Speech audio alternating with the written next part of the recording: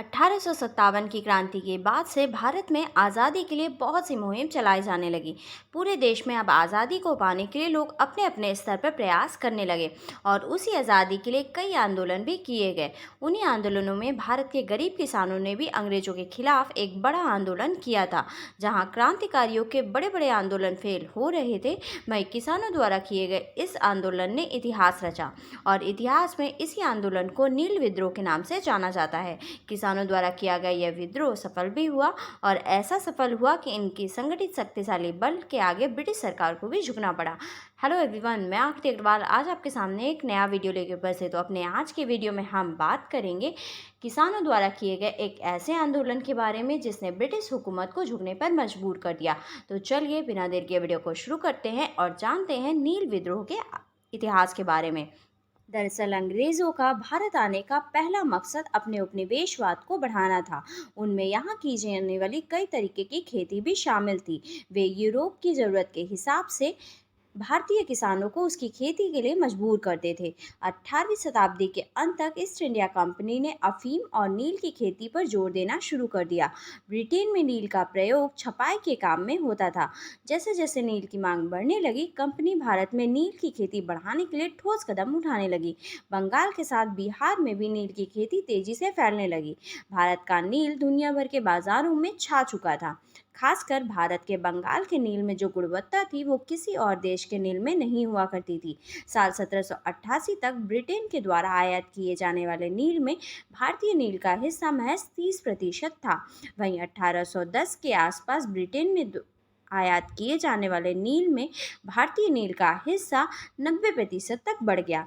नील के बढ़ते व्यापार को देखते हुए कंपनी के अधिकारी और व्यवसायी नील के व्यापार पर ज़्यादा जोर देने लगे। एक समय ऐसा भी आया जब नील के व्यापार के खातिर सारे ब्रिटिश अधिकारियों ने अपनी नौकरियां छोड़ दी। उन्होंने पट्टे पर जमीनें ली और खुद नील के बागान लगवाए। इसके लिए ब्रिटिश सरकार को इसका समर्थन भी प्राप्त था। जिसके पास नील की पैदावार के लिए पैसे नहीं होते थे, उन्हें कंपनी और बैंक कर्ज दे दिया करते थे। फिर धीरे धीरे नील उगाने के लिए भारतीय किसानों पर अत्याचार होने लगा। अंग्रेजों को अपने नील के बागान में खेती के लिए भारतीय किसानों के साथ मजदूरों की भी ज़रूरत पड़ती थी। ऐसे में अंग्रेजों ने दो तरीके से नील की खेती करनी शुरू कर दी। पहली, बागान मालिक खुद अपनी ज़मीनों को मजदूर लगाकर नील का उत्पादन करते। इसके लिए जमींदारों को अपनी ज़मीन मजबूरन लीज पर देनी पड़ती। दूसरा, बागान मालिक रैयतों के साथ समझौता करते। इसके लिए वो अनुबंध पर किसानों के दस्तखत करवा लेते। फिर उन किसानों को नील उगाने के लिए कम ब्याज दर पर कर्जा दे देते। इन कर्जा लेने वाले रैयतों को अपनी ज़मीन के 25% भाग पर नील की खेती करनी पड़ती थी। बागान मालिक बीज वगैरह का इंतजाम कर देते, मगर किसानों को मिट्टी तैयार करने, बीज बोने से लेकर उनकी देखभाल तक सब करना पड़ता था। जब कटाई के बाद फसल को बागान मालिक के हाथों सौंप दिया जाता तो दोबारा वही सब कुछ साइकिल फिर से शुरू हो जाता। इससे किसानों को बड़ी परेशानी होती थी। किसानों के सामने एक मजबूरी ये भी थी कि जिस वक्त नील की खेती होती थी उसी वक्त धान की भी खेती हुआ करती थी। ऐसे में बागान मालिकों को मजदूर मिलने में भी काफ़ी दिक्कतों का सामना करना पड़ता था। एक समय ऐसा भी था जब नील के उत्पादन के लिए किसानों को मारा पीटा जाने लगा। उनसे ज़बरदस्ती नील की खेती करवाई जाने लगी और वो हमेशा कर्ज तले दबे रहते थे। किसानों को उनके सबसे उपजाऊ जमीन पर नील की खेती करनी पड़ती थी, मगर नील की खेती के साथ एक ये परेशानी भी थी कि उनकी जड़ें बहुत ही गहरी होती थीं, इसलिए वो मिट्टी की सारी ताकत खींच लेती थी। इसकी वजह से नील की कटाई के बाद वहाँ धान की खेती नहीं की जा सकती थी। इन सभी परेशानियों को देखते हुए बंगाल के किसानों ने अंग्रेजी हुकूमत से बगावत करने का फैसला कर लिया और उसके बाद शुरू हुआ नील विद्रोह। अगर बात करें ये विद्रोह कैसे हुआ, तो 1859 में बंगाल के हजारों रैयतों ने नील की खेती करने से मना कर दिया। सबसे पहले इस विद्रोह की शुरुआत सितंबर 1858 में बंगाल के गोविंदपुर गांव में हुई, जिसका नेतृत्व वहां के किसानी नेता दिगंबर विश्वास और विष्णु विश्वास ने किया। एक ही अगुवाई में वहां के किसानों ने नील की खेती करने से इनकार कर दिया।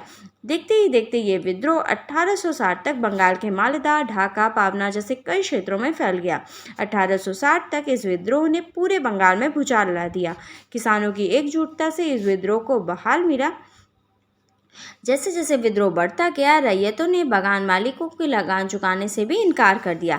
किसान यही नहीं रुके, पुरुषों के साथ महिलाएं भी इस विद्रोह का हिस्सा बनी। बागान मालिकों के लिए कामकाजी वर्करों ने काम करने से भी मना कर दिया। जब कोई एजेंट लगान वसूलने जाता तो उन्हें मार पीट कर भगा दिया जाता।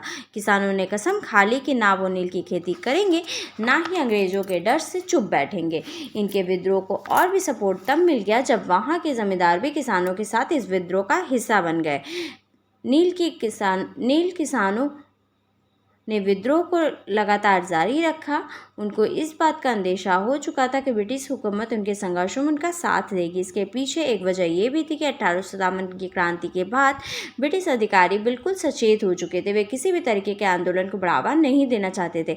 ऐसे में ब्रिटिश हुकूमत को भारतीय किसान के बढ़ते नील आंदोलन से डर लगने लगा और वो किसी प्रकार से इस विद्रोह को शांत करना चाहते थे। कहा जाता है कि किसानों की एकजुटता ने वो काम कर दिया कि ठंड रातों में अधिकारियों को जगह जगह दौरा करना पड़ता था। आगे मजिस्ट्रेट ने नोटिस जारी किया कि रैयतों को नील की खेती के लिए मजबूर नहीं किया जाएगा। इस प्रकार बंगाल में नील उगाने वाले भूमिपतियों ने मात खाई और किसान अपनी भूमि पर मनचाही खेती करने के लिए स्वतंत्र हो गए। 1860 ईस्वी के अंत तक नील की खेती पूरी तरीके से खत्म हो गई और ये आंदोलन भारतीय स्वतंत्रता आंदोलन के इतिहास में किसानों का प्रथम सफल आंदोलन रहा। आज के वीडियो में बस इतना ही। For more such interesting video, like and subscribe my channel. Thank you.